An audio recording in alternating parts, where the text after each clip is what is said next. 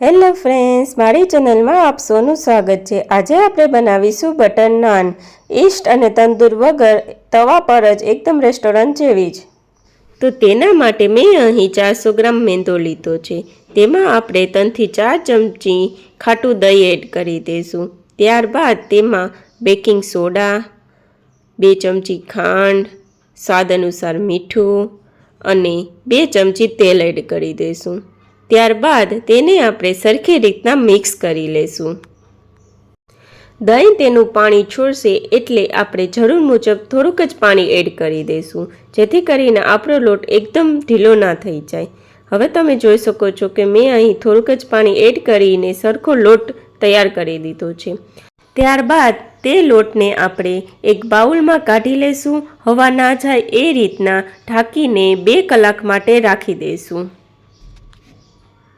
2 કલાક પછી આપણે ચેક કરીશું તો આપણો લોટ એકદમ સરસ રીતના તૈયાર થઈ ગયો છે। તો હવે નાન બનાવવાની શરૂઆત કરીએ। તો તેના માટે આપણે એક લુવો લઈ સરખી રીતના વણી લેશું। પછી તેમાં આપણે થોડા કલોંજી છાંટી દઈશું અને ધાણાભાજી છાંટી દઈશું।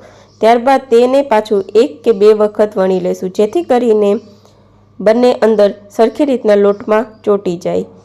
આમાં તમે ગાર્લિક નાન બનાવી હોય તો તેમાં તમે ઉપરથી ગાર્લિક છાંટીને બનાવી શકો છો। ત્યારબાદ ઉલટી બાજુ કરી તેમાં થોડું પાણી લગાવવાનું રહેશે। મેં તવો પહેલેથી જ અહીં ગરમ મૂકેલો હતો। પછી તેમાં આપણે જે બાજુ પાણી લગાવેલ છે તે બાજુ તવા ઉપર મૂકી દઈશું।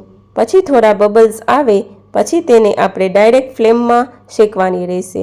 હવે તમે જોઈ શકો છો કે મેં આવી રીતના ફ્લેમમાં ડાયરેક્ટ શેકી લીધી છે। તેને બ્રાઉન થાય ત્યાં સુધી આપણે શેકી લઈશું। હવે તમે જોઈ શકો છો કે આપણી નાન એકદમ સરસ રીતના તૈયાર થઈ ગઈ છે। પછી તેમાં થોડું બટર લગાવી તેને સર્વ કરી લઈશું। અહીં તમે જોશો તો બજાર કરતાં પણ એકદમ સોફ્ટ અને નરમ ઈસ્ટ વગર આપણી નાન તૈયાર થઈ ગઈ છે। તો તમે પણ ટ્રાય કરજો અને મને કોમેન્ટ કરીને જરૂરથી કહેજો કે મારી રેસીપી તમને કેવી લાગી। Thank you.